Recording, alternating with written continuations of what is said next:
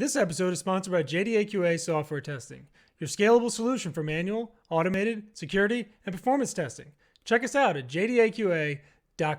And with that, let's get on with the show.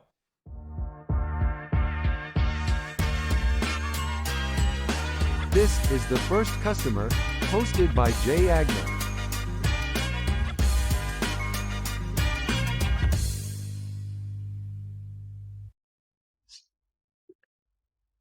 Hi, everyone. Welcome to the First Customer Podcast. My name is Jay Agner. Today, I am lucky enough to be joined by Patric Shannon. He is the founder and CEO of LeadSnap. Patric, how are you, buddy?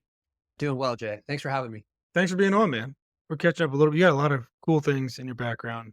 Professional poker player, the digital nomad thing, running several businesses. So just lots of cool stuff, man. Let's jump right in. Where did you grow up, and do you think that had any impact on you being an entrepreneur later in life? So I grew up in a small town in Dayton, Ohio, suburbs. The impact it had growing up, this idea in the Midwest is like you go to college, you get a job, and then you like stay in that job, you make some investments, play things pretty slow, right? My mom had an accounting business, so I kind of saw her doing that. But even within that, she was conservative. And I think there's obviously parts that when we grow up, that we're going to take with us the rest of our life. And I'm sure I have a lot of those pieces, but it kind of felt like I went against the grain for what a lot of people in Ohio do. And where did you go after Ohio? Yeah. So, I was working as a tax accountant right out of college. First job out of college was actually in SEO. That only lasted a few months. Had a boss that we were incompatible. And then was working as a tax accountant, started playing poker with my friends on the weekend. And then, I started realizing, hey, I'm kind of making more money playing poker with my friends on the weekend. And I mean, there's alcohol involved. So like, let's not toot our own horn because some of these guys are just showing up, they've had too much to drink. They're making bad decisions. But, like online poker started to take off. So I put $50 in this online account after a year of being scared to do that. And about a month later, I had $10,000 in there. And then I won a cruise. And then on the cruise, there was a poker tournament, and the prize was another cruise, and I won that. And then I won a ticket to Las Vegas to play in the World Series of Poker. So, I just kind of like followed my heart and went out and, quit my job as an accountant and started playing poker for a living in like 2004-ish, somewhere around there. That, like you said, it's funny you say that because I remember that kind of roller coaster or rocket of online poker became. Everybody was playing it. It was online. It was like super accessible. Maybe for the first time. Maybe that's why, because like nobody had really had access to it. Did you ride that until it kind of petered out a little bit? Did it peter out a little bit? Like obviously I don't hear about it as much anymore. Yeah. But what was the trajectory of that industry? Right. Yeah. So, I mean, I think it really started to take off when ESPN started. You could see the cards of the players, that kind of made the game exciting all of a sudden, right? Where before it was just like, nobody knows what's going on here. And then they had the commentators. So yeah, I kind of got into it in that time period. A lot of stuff changed along the way. Online poker was kind of the Wild West when it first started. And then the government started to put regulations in there, and they banned online poker in like around 2009. And so at that point, like a lot of the poker players came to Vegas. So, I moved to Vegas, and truth be told, I stopped enjoying the game. You see a lot of sides of life that like I wasn't okay with. I had like moral convictions after a while. There's degenerate gamblers. It's an unhealthy environment. I didn't really want to be around that. I kind of felt like it was making me a more negative person where when I was playing online, you don't really see that side of it as much, but when it's in your face every day and years go on, I was like you kind of look at some of the older poker players and they look like grumpy. And I was like, that's not who I want to be, So kind of what happened next is they legalized online poker in Nevada only. And at that point I was like, okay, great. Let me get out of the casino and I'll start playing online. I got to like smoky, just like, all this, like the seedy parts of Vegas seeing that on a daily basis is just not good for your soul. So I stepped out, I started playing online. Poker's really a game about people and understanding people and making adjustments to their tendencies. So what you would do is you would take notes on the other players when you're playing online so that you see their username and like this player does this. So I was using a spreadsheet and it was pretty awful. It's like I couldn't get the information I needed. So I actually started, I was like, hey, I'm looking for a way out of poker. Let me learn something new. So I signed up on lynda.com and I started learning like web design classes. And then I was like, okay, I really need to understand programming and databases. So I, over the next 4 months or so, I built a poker note taking tool where I could kind of like keep track of the tendencies of the other players. So for instance, I'd have a table open here. Well, let's say Jay was at the table. I could look on the past hands that I'd played against Jay and say, okay, this is what he's doing. Mhm. And then that was helpful for me. And, but I had learned a new skill and, someone had seen what I had done and they offered me a job as a software engineer. So I spent the next 3 years, building iPhone and Android applications. Wow. That's a quite a switch. Big change. So talk to me about, the next part of your journey, and maybe it's not the direct next part, but you got into marketing and then like, now you have LeadSnap and like, so how did you get to founding your own company from, poker player or tax accountant, poker player guy, CD, Vegas world to being a programmer and then starting your own business? Yeah, absolutely. So I'm a social person. I love people. And when you have the skill set of a software engineer, you'll start running into like small business owners and they're like, hey, can you build me a website? And I was like, yes, I can do this for you. I can build you this website. And after a little while, I was like, hey, what they really want is business, not just a website. And the way I was building these websites, they didn't have they weren't structured correctly to attract the business that they needed. So I started paying attention to marketing and SEO and how can I make these websites be a machine that's going to drive new customers. So that was kind of the transition. I built my own agency and, I think we started that in around 2015, 2016, somewhere around there.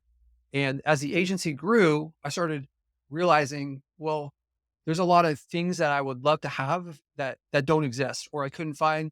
I didn't like from like a software tools perspective. It's like, hey, if I had this, that could give me a really big advantage in local marketing. So we started building these tools and I had no plans for this to be a software that I was going to sell to other people. I was just trying to solve my own internal business problems for my marketing agency. And, one of the things that I've always been huge on is like going to conferences, hiring coaches, joining masterminds, stuff like this. And I was at a marketing conference actually out in Vegas and having a conversation with another guy who owns a marketing agency. And he's like, hey, how do you solve this problem? And I was like, well, we built this internal tool. And he's like, can I look at that? And I was like, yeah, I'll show you this. I'll show you what this looks like. And I showed it to him. And then he was like, can I, can I pay you for this? And I was like, oh, this is a business. I didn't know. Like that's not why I was building it. And, it took couple more years of development where I was taking money from my marketing agency and putting it into the software. And then, we launched it in 2020. And so now it's been live for a few years. And I think it's been cool to watch it grow. It's in a bunch of different countries around the world. And so just kind of like one thing led to another and we just followed it. And, this is where it ended up. Yeah, you said even before the show, you're kind of a big proponent of following your heart and just kind of going with the flow. And I can't really think of a place in that journey where that didn't happen. It was just one thing after another, and it kind of just naturally flowed into the next piece. So, and you even hit who your first customer was along the way. So that's fantastic. How have you matured as a business owner since you kind of, I'm not going to say stumbled your way into it because maybe that takes some credit away from you, but you kind of walked through these different phases of life and ended up as a business owner. How do you think you've matured and grown as a business owner since you first started LeadSnap?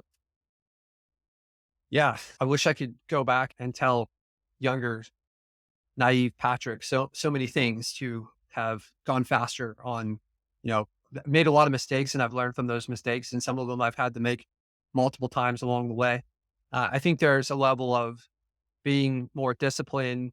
I've had an issue with focus, right? Where I want to do everything at once. A lot of business owners fall into that kind of visionary category and, realizing the limitations that I have and saying like, hey, I could be okay at a bunch of different things, or I could be great at one thing. If I can be great at one thing and then I can install some systems, then I can move on to the next thing.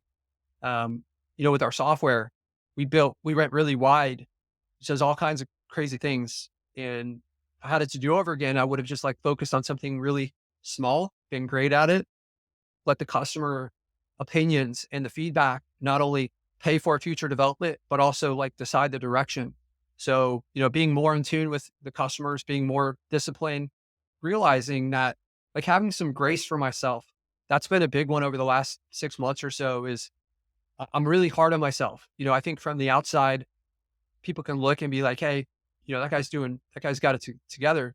But when things don't go as quickly as I want, then I feel like I'm a failure. And I've been learning to have some grace for myself and realize that like, hey, nobody issued you this like playbook of exactly how to run your life and run a business and deal with all the things that you'll come up with. So just like have some love for yourself and forgive yourself for not being perfect. That's been really powerful from like an emotional standpoint. One of the things I think I would have done differently is I would have hired, you know, sometimes hiring cheap can actually be more expensive. And I found the people that I could to work for me to help get this thing off the ground, just going through and reading and learning and seeing what amazing companies have done is they try to find the best people that they can.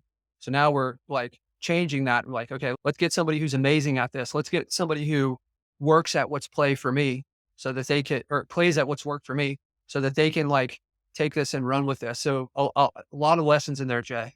Yeah. No, lots of great lessons in there. Who is your target today? Who are you going after? Who's the ideal client for LeadSnap? For LeadSnap, yeah. So marketing agencies that are serving local clients is huge for us. We have a tool inside of our platform so that within the search results of Google for a local business, you search for like plumber near me. The part of the search results that matters the most is that map area, right? And I think that what we have with LeadSnap, we are the best. I think we have the best tool in the world for tracking the rankings of that area, as well as like automating some of the optimization. So with that, a lot of like, small businesses, plumbers, concrete, air conditioning companies, all kinds of stuff like this, our software makes a lot of sense for them. We have a lot of, automations towards helping get more reviews from your past customers. So, I would say that would probably be our ideal target is just like, we could, get more people to find out about our product and what we do. I think we can help a lot of businesses. Yeah, I think it's a great model because it's one that I stumbled upon with what we do in software quality assurance, where if we work with a custom development shop, they may have 10, 15, 20 clients that are actually come to be our clients. You guys, it's almost like a partnership, right? It's less of a direct one-to-one relationship as it is like your marketing agency you work with may have 50 companies that they work with and they're going to use your tool to help them out. So it's a very interesting way to kind of spread the name of your brand and to kind of get, usage of your product across. It's basically a partnership, right? So it's a different than just going to get a client, which is an interesting way to go about it. And they're just like completely self-sufficient. Whenever possible, though, we try to help them along the way. We have the software for marketing agencies that was funded by a marketing agency. So there's things that we've done that we've solved on our end for local marketing companies. And, we created a Facebook group. There's a LeadSnap Facebook group in there where we do weekly calls. We've got a great community. We host events. So we take it a lot further than just like, hey, use this software platform. And through that, I do think it becomes a lot more of a partnership where it's like, hey, we're in this together with you. And, at some point, you realize that like the value comes from impact and not just from like trying to add additional zeros into your bank account, right? It's Mhm. like, what am I excited about, right? That we made some more money, or like, look at this amazing story of how this person's business has changed, but because they've taken advantage of something that we created out of the thin air. Yeah. No, that's and I think and I mean, to tie it back to sales, I mean, the most important thing that I've ever learned about sales was like you're not selling to someone, you're helping someone.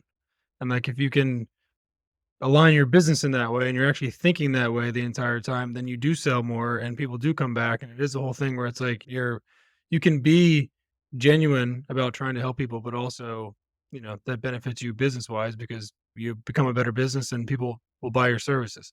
So what's next for LeadSnap? I mean, it sounds like, again, a very episodic kind of journey for you where it's like one chapter closes, the next one starts. Like what's the big next thing on the horizon for LeadSnap?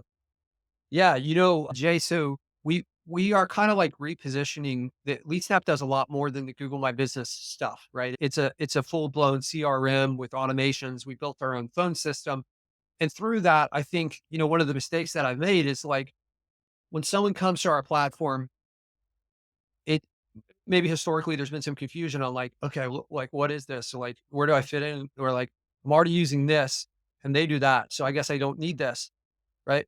So now I don't know if you've read the book, fantastic book for you entrepreneurs out there, Good to Great, basically looks at 1,500 different companies that ones that for like the previous 15 years, they didn't beat the stock market.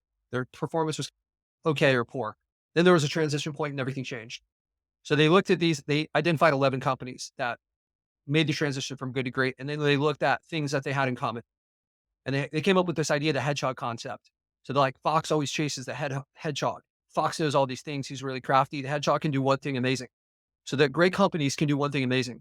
And after realizing that, and this goes back to what we were talking about earlier with my focus being in different directions, I'm like, what can we be the best in the world at? So we are narrowing our focus, putting more attention into the Google My Business. I already think we're the best at that, but I want to extend that advantage. I want it to be, I want other people that are potentially trying to compete against us to be like, I don't want anything to do with that. That is so well done. So we're narrowing our focus. I'm going to put all my developers into kind of one area and we're going to blow that part out. And then we can think about the other ones down the road. But I'm going to go like hedgehog concept on this. Like, this is what we can be the best in the world at. Just like probably many of you guys on the entrepreneurial journey, you keep learning and adjusting and learning and adjusting and getting better and better. So I'm taking the personal lessons I've learned and try to steer LeadSnap in a better direction. I love that. That'll be my takeaway from today is to get back to being the best at one thing. Because like you said, it is very easy to do as a business owner to be pulled in 50 different directions and have a bunch of different initiatives going. And I think even, Marcel was one that I talked to early on about, you know, establishing the people, the processes, whatever in each kind of area and then moving on to the next. But you got to really hone in and get that one area done first and then move on. So lots of awesome lessons in here, man. If people want to reach out to you, Pat, if they want to find LeadSnap, how do they do that? Yeah, leadsnap.com. So we have the form submissions, we have the support there. You can also patricshannon.com. I don't have a K on my name. That will get to me. So yeah, either one of those. I'm active on LinkedIn, on Facebook. I have a very unique spelling of my name with no K on Patrick. So, and I pride myself on trying to be approachable. For me, Jay, we're talking a little bit before the show. I'd love to try to have an impact on people. So that means coming on podcasts and connecting with new people, and seeing if there's a way that I can help or we can help each other somehow. Absolutely, man. All right. Well, Patrick, you're fantastic. I love the journey, man, and excited to see what's next for you guys. So stay in touch and we'll talk again soon. All right. Okay, Jay, appreciate it, Thanks, man. Thanks Patrick. for having me on. Good trade, bro. Thank you.